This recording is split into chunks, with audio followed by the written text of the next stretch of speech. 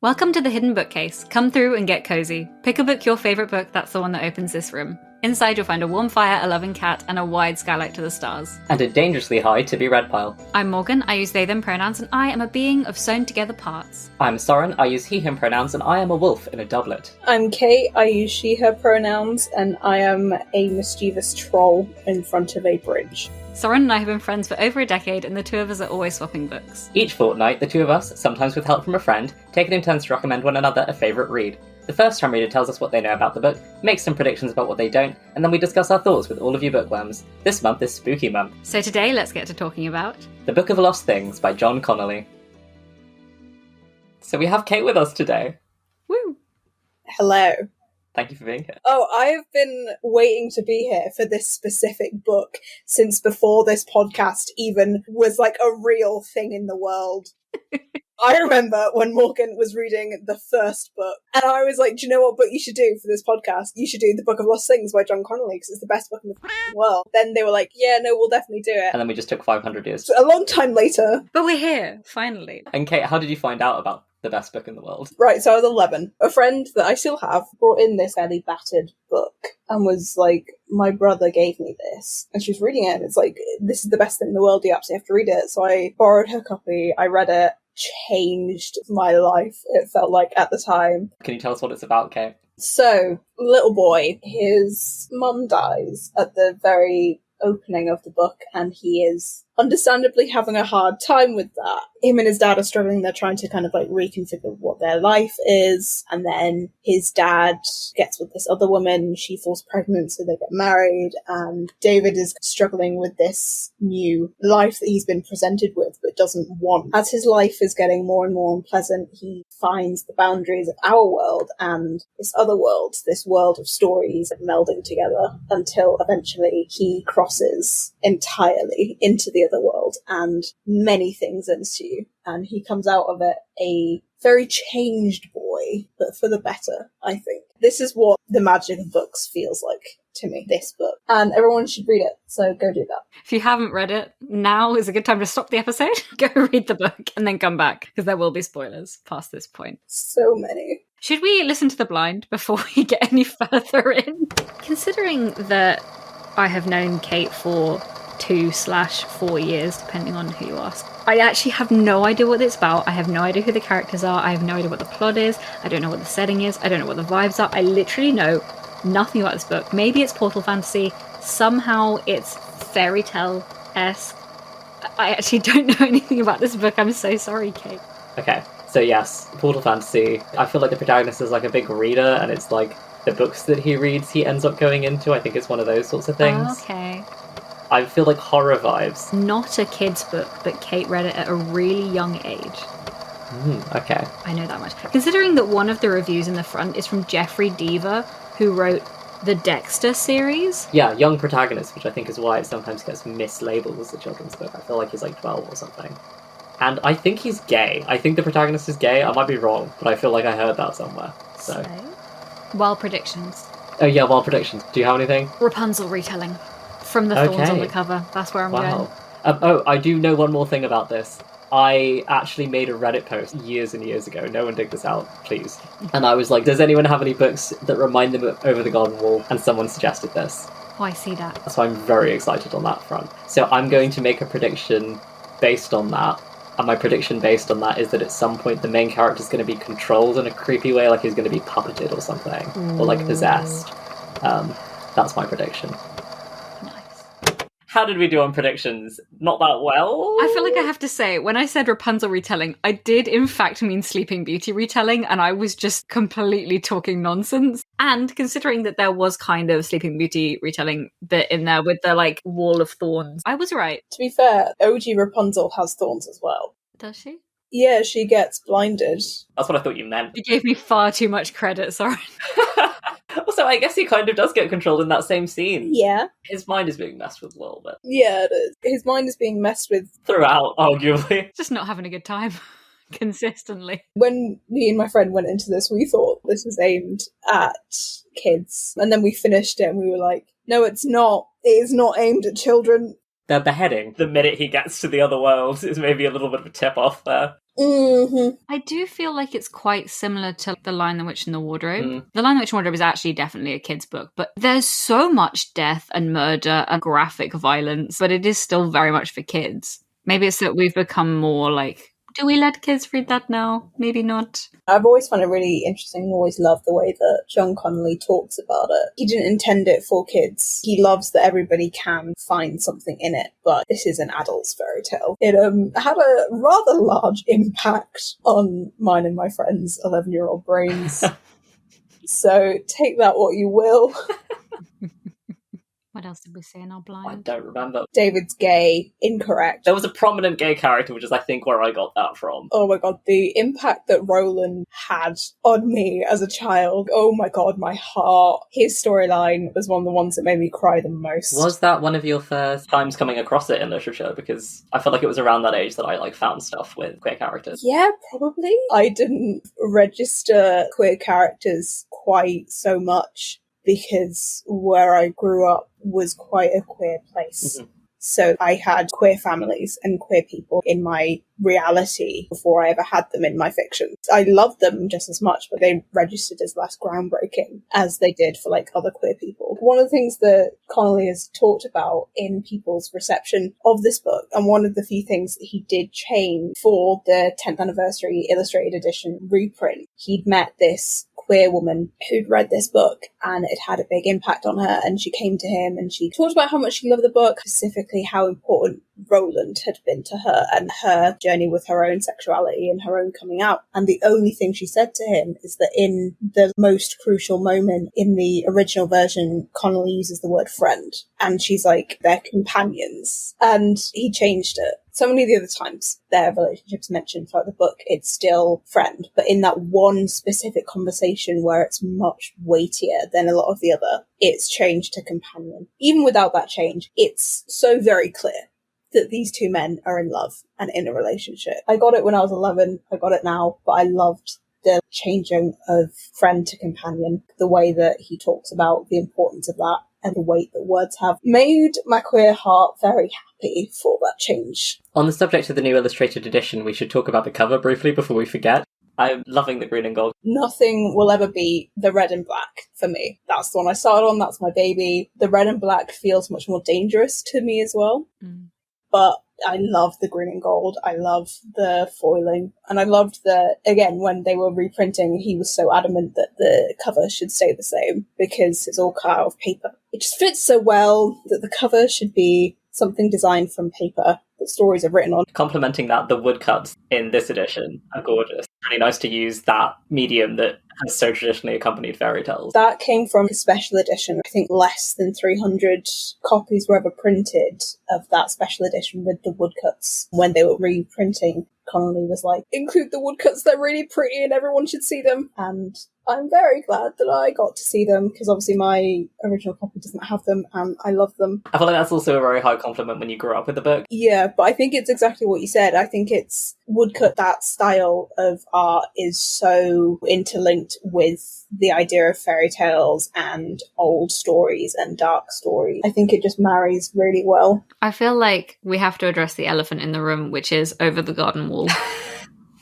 Yeah, to be fair, it's in the blind and I didn't explain what it was in the blind. Over the Garden Wall is a 10-episode limited series that ran on Cartoon Network in like 2014, I think. 2014. There you go. I've watched it every year since. It's the epitome of autumnal vibes. And it is about two children who are stepbrothers who end up in a magical otherworld, also due to a near-death experience, and are going through a strange emotional journey where they meet lots of whimsical characters, and there are also serious horror elements. As soon as are you dead? Am I dead? Are we dead? I was like, oh my god, it's Over the Garden Wall. Also, there's a woodsman. I thought that was funny. The woodsman who like takes him under the wing and is like, oh yeah, be careful of the beast. Yeah, there are a lot of similarities for sure. There are also, I didn't pick up on this the first time I read it, 3 or 4 distinct moments that are very Stardust. I was already obsessed with Stardust by the time I came to read this book. One of the moments in the book that I can remember is he's in the fortress with the Enchantress, and he's gone in after Roland and he's trying to find what's going on. And one of the bodies that's there has a white flower, like a snowdrop, kind of in his lapel or at his breast for luck, as it's described in the book. And I'm like, Stardust! This feels like it fits so well into that 2000s kids fantasy films, except it's not a film, it's a book. But it feels like it could fit in so seamlessly. And it's not just because it's like, oh yeah, The Lion, the Witch and Wardrobe is also set during the war and has a portal fantasy where maybe they're dead. Speaking of the war, I love how that's introduced. You don't go into the book knowing what year it is. When I first read it, obviously going into it with like an 11-year-old bias, I assumed it was our like current time. There are lots of little clues as to kind of what time period it is, and then it gets very explicit about bombs and anti-Blitz machines and things, and then it explicitly talks about Hitler. I think it's believable from the point of view of David, because this is pretty normal for him, actually. He's not been alive that long. This is just sort of how things are. Like, you're still learning the operating rules of the world when you're 12. Yeah, exactly. And you get the information kind of in a very childlike way. That is what makes it so accessible and so believable as a child, that this book is meant for you to be reading it rather than for an adult audience. I feel like the fact that it's so vague in how it sets the scene to begin with makes it feel almost contemporary with the time. Because if you are writing a contemporary book, you don't go, it is 1942 and this is what's happening in the news and yada yada. Whereas when you're deliberately setting out to write a historical novel, you go, this is what's on the TV right now. This is what I heard on the radio. This is a marker. Oh, look, this thing that was only invented after 1960 isn't here. Whereas this is kind of just like, this is how the world is. And you're like, is it? Hang on a sec. Let me just check outside. Blitz? Okay, interesting. Also, not to put on my Arthurian romance English hat, but having a very vague location and a vague time setting for this fairy tale narrative is part of the genre, looking at this faraway romanticized world. Because it's not specific, it can be romanticized a little bit. Displacing it from time allows it to have that sort of whimsical, wishy-washy kind of vibe. And this book has that. So maybe it's an Arthurian romance. Another thing in the Arthurian romance structure is the disintegration of the home. Everyone is acting as if it's still okay, but you notice that things have degraded, even if people are pretending they aren't. So you voyage out into nature. You meet lots of different nature spirits who help you along your way. And as you do, you learn how to integrate your old life with your new knowledge. And then you bring that knowledge back into the home and you reintegrate it so that it is now healed. And that is the plot of this book. Yes, it very much is. This is what I mean when I say that this book is one of those books that's for people who read and people who love books. Everything about it takes everything that is familiar, and you can't even exactly say why it's familiar or why it feels right, and it just brings it together. Everything is recognizable all the way through. Nothing is really out there. Nothing is really surprising. It is, and it's kind of weaved really nicely in that it isn't super run-of-the-mill and really predictable and exactly as you know it, but there's so many familiar landmarks that you can kind of attach yourself to and see yourself in and see your own experience, and it's just brilliant. The way that John Connolly talks about this book, in that it kind of exists apart from the rest of his works, I really love. He's like, I started it with the first line, and then the rest just kind of appeared. Obviously, a lot of authors always say that. They're like, oh, the story just kind of came to me, the story read itself, the characters came to me, and I just put them onto the page. But I just love the way that he always talks about it in a way that is so different to his other works, and it exists in a very different realm to lots of his other work. Okay, I feel like this is the moment I have to bring up my devil's advocate opinion here, because I didn't love this. I've got to be honest on this show, or else everything falls apart. No, right, legal disclaimer. Neither of you are actually allowed to dislike it. You were supposed to be aware of that coming into this. I'll see myself out, I'm sorry. Thank you for listening to the Hidden Bookcase. We're leaving now. It's the end of the episode, folks. Goodbye. Good night. We'll be back here in 2 weeks. I've taken over now. This is just the Book of Lost Things Appreciation podcast. Soren is incorrect. Admitting to the fact that I'm incorrect, but jumping off what you were saying, Connolly's, oh, this just came to me. I'm very appreciative of that as an exciting experience. It's definitely something that's happened to me. But I feel like I left this feeling like there wasn't a huge amount of thought put into it, and that is something that grated with me. How the fairy tales were subverted, I think that it was a very surface level subversion. It pained me that at the end of this fairly long book, it didn't pass the Bechdel test. And for example, doing a version of Hansel and Gretel where Hansel is head in the clouds and Gretel is very down to earth. She just sort of feels like older sister trope, or doing a version of Snow White where she's a fat slob. That was its own whole can of worms, because that was just an uncomfortable chapter to read. But the communist dwarves! I love the communist dwarves so much. The Marxist dwarves talking about their chains of oppression and how that is coming from the book in David's bedroom that he talked about earlier, when the books start to whisper to him and he's like, oh, this really weird book about communism I don't really understand, and then you get these dwarves. I love it. Did not love Snow White, though, I do have to admit. The women in this book in particular, I feel very much fell into fairy tale archetype. It just felt like they weren't people in the way that the male characters were, which was disappointing when this sets out to subvert and to be like, here's all of these assumptions in traditional fairy tales, let's take those apart and examine them. Yeah, I have to preface this with, I have just finished my term as president of the Exeter University Feminist Society, and you aren't wrong. There are no good female characters in this book at all. The closest you get is Rose, really. And even that at the end is kind of framed by David being like, yeah, she's chill, actually.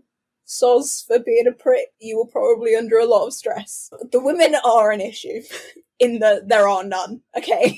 But this book is still flawless. I will, go to the grave with.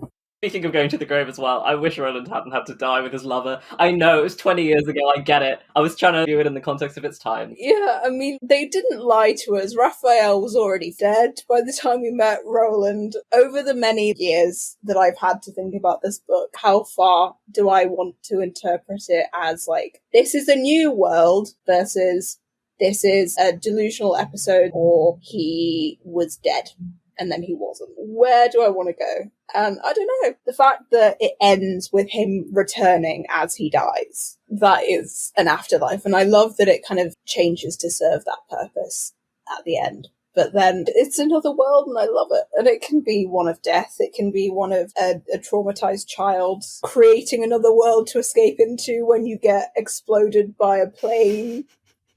And why isn't that in itself real? Because it was his reality for however long. We get so many hints that the world is informed by the books in his room, by the experiences that David had, and obviously the explanation for that in the book is that the world is influenced by whoever is king and whoever kind of comes into this world from our world. The wolves being what they are is because Jonathan, the old previous king, was terrified of wolves, so they became more of a villain. The weird worm, apparently David brought that with him. We don't really get an explanation of how or why, but apparently that came with him. He specifically mentions not liking the bugs encroaching on his room in the new house. Yeah, and also I just always loved how the Crooked Man just disintegrated at the end, and he is made of insects. I love how much his life is attached to the fabric of that world. It's a very childlike yardstick for what is nasty and what is evil. It's like everything gross and creepy and crawly. This literal personification and embodiment of all evil. I was picturing the entire time the boiler room guy from Spirited Away. No! Oh, but he's great.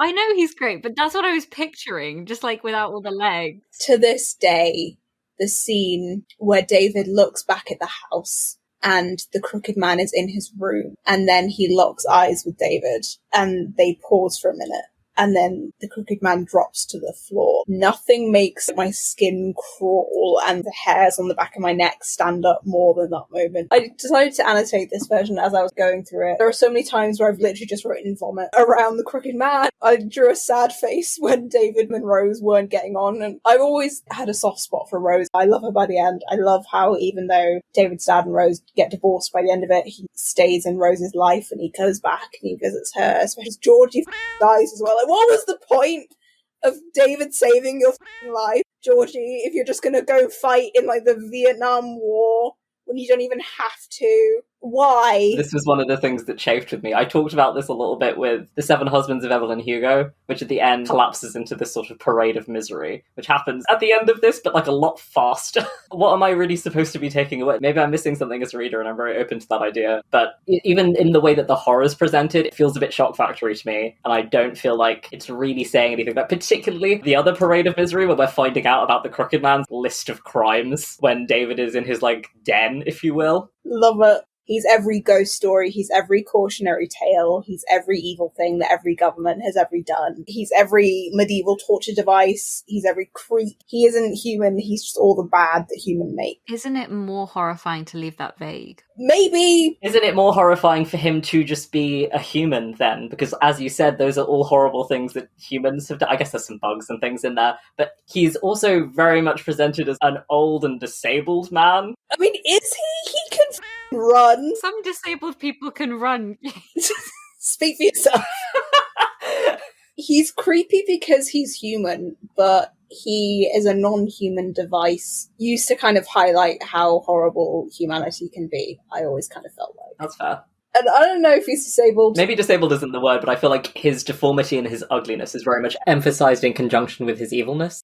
Physiognomy has entered the chat. Yeah. Because something looks disgusting. It is disgusting. Which is a very fairy tale trope. Maybe that's why it's there, because this whole thing is informed by archaic fairy tale stereotypes. Oh no, completely, but I was just like, are we not twisting this? And then we weren't. Even the wolves are evil. I was holding out for them to be alright somehow. To be fair, they just want to depose the throne.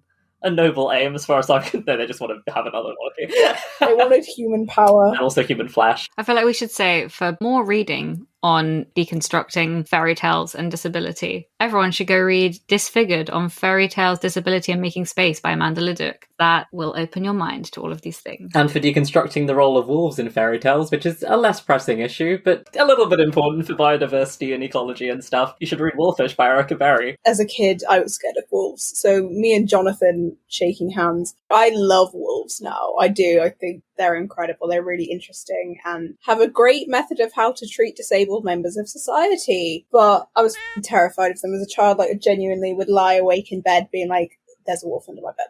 It is going to eat me. I'm going to die in my bedroom in a country where there are no free wolves.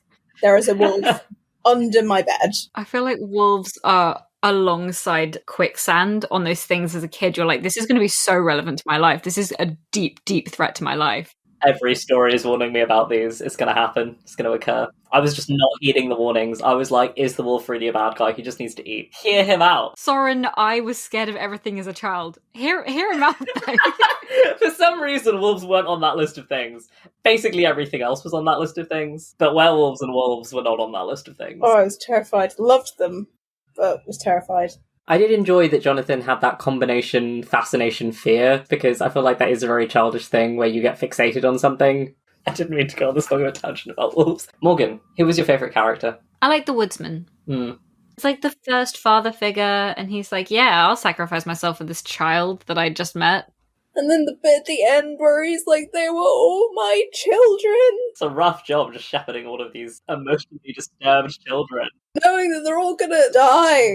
It must be a really interesting one on a reread, actually. Rereading it, also knowing that you think he's gonna die and then he actually isn't dead as well. The first time I read it, another one of the things I should have been like, maybe this isn't for children. You've bonded so fiercely to the woodsman. And then he dies, and in a really horrific way, broke me, destroyed me, absolutely inconsolable. Then he turns up at the end being like, what's up, my man? I kind of wanted him to stay dead. Not because I didn't love him, because I did love him. I would have been fine with him staying dead, and then when David has lived his life and he's dying and he's returning to this other world in death, for the woodsman to meet him there, I would have loved that. I get that the woodsman shepherding David from the castle after the final battle back to the tree doorway. I get that that has a nice symmetry, that has a nice symbolism, that has a nice message. Yes, David's become more of a man during his journey here, but he is still a child. He does still need guiding, and he does still need his father figure to take him home. That is nice, rather than David having to be a grown-up again on his own and travel back through the world. But then it's also,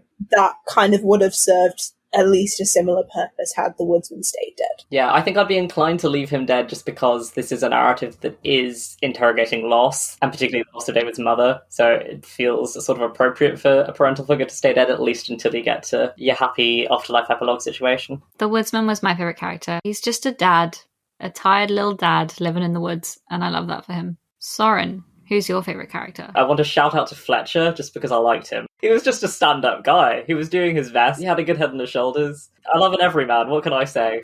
Lots of things are trying to destroy my village. Can you help? But I think I'm going to have to go with Roland. I feel like that was when I was the most engaged. I did find the transience of everyone a little bit difficult. Having him around for so long was definitely helpful because you did get to build up a bit of a bond with him. And I'm queer, so I guess I'm just biased. He's a knight as well. Literally, gay knight love story. And also it's the whole magical sleep trope as well that he's sort of tangentially related to, which I love. So I love Roland. Him and his story was definitely very, very significant on me growing up. Favourite character? Question mark? No. Who is your favourite character then? I don't know. The Crooked Man and the Enchantress always very much stayed with me for how good they were at conveying this sense of horror and evil and wrongness that I didn't get as much at the time of first reading it, because this is written for adults. It was more impactful to me when I was a kid because it wasn't like other things that I was reading, because I was reading things for children and this was not. They've left their very significant mark on me, but I also can't really then be like, they're my favourite character, because they make me want to literally peel my skin off Crooked Man style. A well-written villain can be your favourite character without being your favourite person. Yeah, but these are just pure evil. They aren't, it's different. But I mean, I like them because you think they're a good representation of whatever theme they're trying to espouse. Again, I just love everything that he does with this book, even though it's being sexist. There's just no women in it. The closest we get is Rose. I appreciated that she wasn't just the villainous stepmother. Yes. It reminded me a lot of the film A Whisker Away, which is about a girl who's also adjusting to having a new stepmother, and also just like normal coming of age things like a crush that she doesn't know how to handle, and honestly probably just being neurodivergent and everyone else around her not getting that, and the way in which she sort of like goes into this other world kind of also feels like death. Maybe that was a very fun relationship as well, in that the stepmother, she's like a good person and is trying, but you can also understand where the rift comes from. Children can't process their emotions because they're children, so David's a prick to her. That's not very nice for Rose. To be fair, I feel like most of the time he's also making an effort. He is. I always loved that relationship because it just felt really human, and it felt really real, and it felt really balanced, especially by the end. It honestly feels like the most fleshed out relationship in the whole book, which like obviously it's kind of the crux of the drama because it is one of the reasons that David's trying to like adjust. But it does feel like the central theme of the book. I like that it's her who's there when he wakes up, not his dad. And I like the focus is on Rose and David's relationship rather than David and his dad. It's always going to be between Roland and the woodsman, really, in terms of who my favourite character is. I also always loved Anna. She's a dead girl in a jar, and she's heartbreaking, but she's also just really nice. We don't get a huge amount of her, but her and Jonathan's relationship and the way that it reflects David and Georgie's, but it's very different. I love Anna. I love her. Rapid fire quotes. I mean, it's just the fact that every chapter starts with "of." Love that. How the first chapter is called "Of All That Was Found and All That Was Lost," and the final chapter is "All That Was Lost and All That Was Found Again." And then how the last line of the book is literally David closed his eyes as all that was lost was found again. It's just chef's kiss. Those are the things that properly sum up the book for me. The first and last chapter title, the last line and the first line, once upon a time, for that's how all good stories should begin. There was a boy who lost his mother. The way that line is imprinted on me, and the way that the final line is imprinted on me, like they are seared behind each eyelid. I will never forget them. This is a fairy tale, and I just love it. Still don't really understand why his wife and child had to die. Don't really get it. Just losing everything. Yeah, like, what's the point? You've already decided that Georgie is going to go fight in a war for which his country wasn't even conscripted to fight in, and then he's going to die in it, like, fine. And then you're like, oh, and then his wife and child died in childbirth. Kind of make the glib observation that maybe Georgie was too influenced by David's understanding of manhood as militaristic and violent. I just cut out the bit where it's like, yeah, and everyone who David loved died. just as the crooked man said he would. Yeah, those are my favourite quote. They just kind of bookend really perfectly, and those are the things that I've remembered. So those are my thoughts. That's like a perfect segue into final thoughts, because those are yours. Morgan, what are yours? I'm glad that I finally read this book, that Kate can stop yelling at me about it now. Yeah, for your own personal safety, you're glad. Yeah, actually, Morgan, you've been quite quiet. Did you secretly hate this book? And are you just not telling me? I'm going to give this book 4 stars out of 5. I did originally rate it 5 stars, but I think that's because I feared for my safety. I think this book is 4 stars. It was very vibey. I liked what it was doing literarily. I appreciated everything that it did. I just left feeling slightly underwhelmed, which I know is more to do with I'm a very character-based person. And obviously this is not a very character-based book. I felt like I was slightly sliding off the characters a bit. It's a 4-star, but I can understand why it's a 5-star for you. And now that I've read this, I understand you on a completely different level. Soren. Mr. Werewolf Man, what are your final thoughts? This just wasn't for me. I can understand why people love it. The prose, we haven't really talked about it very much. I couldn't get my teeth into it, particularly the final battles where I was kind of realising what I didn't like about it. It felt very disconnected, the narrative voice, and I understand what it was trying to do with like a fairy tale-esque narrative voice, but it just made it hard for me to be absorbed. This was middle of the road for me, so I'm kind of like 2.5, but then I'm losing a half star. I'm sorry for Snow White, because it was just too much. I'm just so tired of Fear and Bone. And Kate's making an expression that will not translate in audio format, but I hope that you at home can imagine it. Soren is incorrect. Can you give us the correct opinion, please? 5 out of 5. Everyone should read it. Read it too young. Let it change your brain chemistry. Go back in time. Read it as a 12-year-old. We do have some under 18s who listen to this podcast. We're influencing the teens. It will teach you how to understand loss and gay nights and weird worms that are never really addressed as to why they're there. All the priorities of childhood. Loss, gay nights, and weird worms. Yeah, I fucking love this book. It has fairy tales. It lets you fall into it. It's another world. It's the embodiment of what a lot of readers like to do by creating other worlds for themselves. And I'm very fond. For those who are very fond, what would you recommend they read next? I don't know. I've been thinking about this a lot. So many other books. I'm like, if you like this, here's something else. I don't know if I'm just too close to this. It always makes me want to read fairy tales, not retellings, just fairy tales. Or if you are a younger listener, the We Free Men series by Terry Pratchett. 5-book series set within the world of Discworld. You don't have to have read any of the Discworld books. The protagonist is Tiffany Aching. She's 9 in the first book. Those books also changed my brain chemistry in a very similar way. Lots of elements of old world folklore and Old English fairy tales, Celtic mythology that comes into it. On the subject of fairy tales, if you're just looking to read a bunch of fairy tales, Professor Ashleyman from the University of Pittsburgh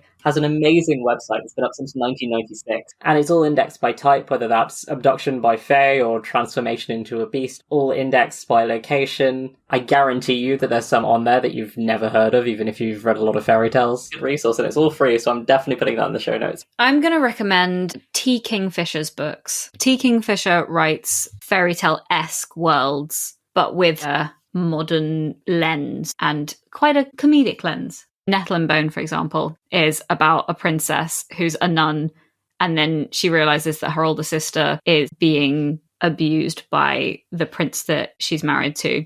And so she goes on this huge quest with a demonically possessed chicken and 2 old women who are also witches and a depressed knight who's like, yeah, I tried to off myself, didn't work, and now I'm in the service of the Fae. I hate when that happens. Yeah, it really brings your week down, doesn't it? Yes, I'm going to recommend Nettle and Bone by T. Kingfisher because fairy tale vibes. And of course, Disfigured by Amanda Leduc, because we love to bring some non-fiction to this house every so often. And we do have to remember that so many fairy tales are so very inherently ableist. You can't love them without engaging with that side of them. Go watch Over the Garden Wall, everybody. Yeah, I was going to say that. It's October right now as you're listening to this, if you're listening to it when it came out. So I guess the podcast is on the internet forever, so you can listen to it whenever. Regardless, it doesn't matter what time of year it is. Make yourself a hot chocolate. It's perfect. Read this, then go watch that. I do have one novel recommendation as well. The Ocean at the End of the Lane by Neil Gaiman feels very adjacent to this in that it's also about dealing with the breakdown or new structure of a family unit. And it has horror elements, and it has a 12-ish-year-old protagonist who really loves his books and is a little bit socially inept, with some magical realism elements where it very much feels like the fantasy going on is informed by his mindset and character growth. We've come to the end of Spooky Month, but we're keeping the eerie vibes going, and we will be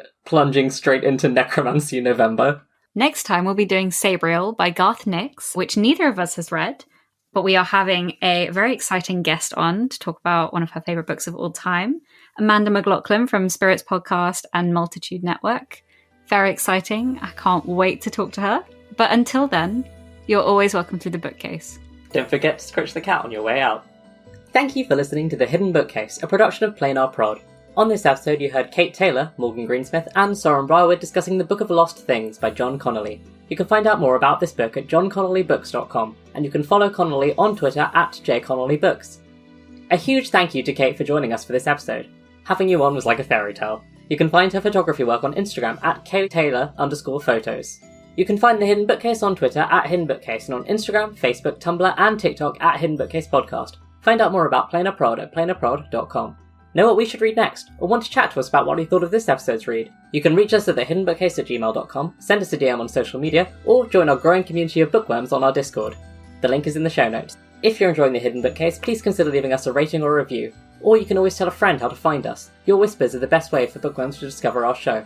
On our next episode, which will be out on Monday, the 6th of November, we'll be discussing Sabriel by Garth Nix alongside Amanda McLaughlin from Multitude. We hope to see you then, and in the meantime you're always welcome through the bookcase.